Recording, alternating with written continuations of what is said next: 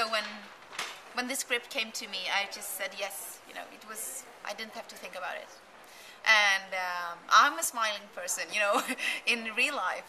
Yeah. So, and yeah, you know that. Yeah. But I think it's pretty interesting because I've been traveling so much with Millennium, and everybody expects me to be like, you know, a very aggressive, hard, you know, punk rocker, or, you know, something very dark and heavy. And I said, you know, I'm an actress. I can be anything. I can, you know, change into, transform into whatever. I can be, you know, any character. I'm, you know, whatever. I know that, and now, you know, this was something completely different, and it was really wonderful to go into her universe with Pernilla and Ola. It's different, but there's also a link between these two characters, because she's a woman who hides a childhood secret, just like in Millennium. Yeah. How was it to play two times this kind of script? I didn't think about it so much that it was, you know, that they had similarities, but I think that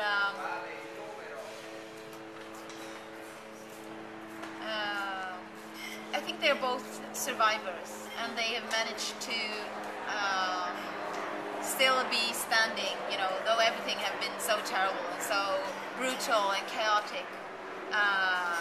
And I like survivors. I think that, you know, I always think it's I like underdogs and survivors and fighters, and, you know, people actually are struggling with life, and, you know, but they are searching for life. They're both very strong characters, aren't they? Yeah. I mean, Lina is a very strong character. Yeah, she is. She's very stubborn. Yeah. She doesn't want to go back. No, not at all. She has to be dragged screaming back into that. Yeah, and I think that, you know, she have, you know, she have escaped, she have left home, and she have closed the door to her past, totally.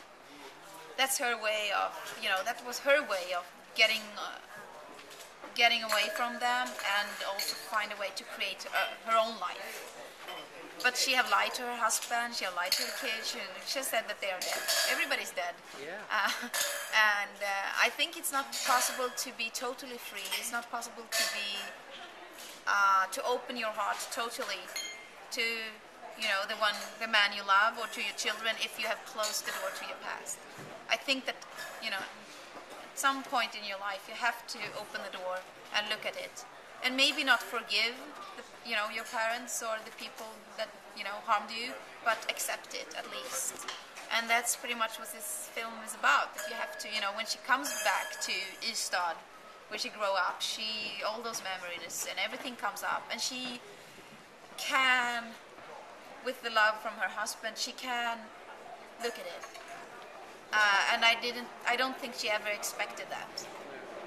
Was working with Pernilla one of the reasons why you got in this project? Yeah, I think so. But also pretty much the script. If she had, you know, come to romantic comedy, I wouldn't have done it, even though it was Pernilla. but you, I mean, you knew each other, didn't you? I mean, she said she knew you. Yeah, yeah. But I've never worked with her. No.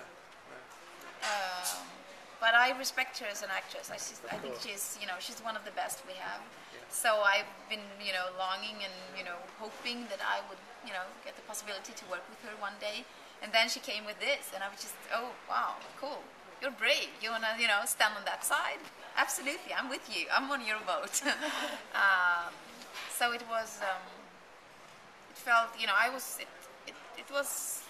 like, it came like a gift from heaven, you know, this project with her. Because I wanted to do something a bit smaller, a bit more about, you know, people and about relationships and about, you know,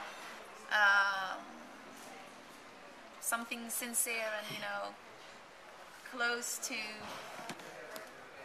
life in a way. One of the things I remember you telling me was that you could see in your future, well, you would like the idea of working as a European actress, maybe in London, maybe in Paris, or wherever, yeah. and that you would make the sort of films that get made in Europe. You weren't going to rush off to Hollywood and just do the first thing that was offered you. And it seems to me this film sort of puts you on that path, really, that journey to that extent, doesn't it? Yeah. It's the sort of European not exactly an art house film, but you know, a very intelligently made film. Yeah. And so that seems to fit in with Yeah. your plan. And you know, it's wonderful to be here. You know, I'm overwhelmed. I always expect people to hate me, you know. And when Millennium was released, I was just Why like, do you say that? you know, I'm very self-critical. And you know, when you're playing a character that people love, you know, like Lisbeth from the books, everybody loved her, and everybody felt like, okay, she's my best friend. And then I'm going to, you know, be their best friend. It was like, when the film was, you know, in the opening night in Stockholm, I was just freaking out. I was just, okay, I can't go out there. I have to hide inside. The first film. Yeah. Yeah. And then, you know, when this film came, this Beyond, now, you know, it's not released in Sweden yet. No. I was just, you know, I was really nervous because, okay, now they're going to hate me. Now, you know, now the big, you know, now the comments stab me. So, and when people say that they like the film and, you know, I'm just, you know, very happy because I'm not the person that it doesn't really matters for me that that I've, you know, won a lot of prizes and that I've got, you know, wonderful and amazing reviews and all that. It doesn't stay in me. It's like, you know, it's just today is today, and I'm an actress. I don't, you know, you can never rely on, you know, old you know, old things or things you've done before. It's only today that counts.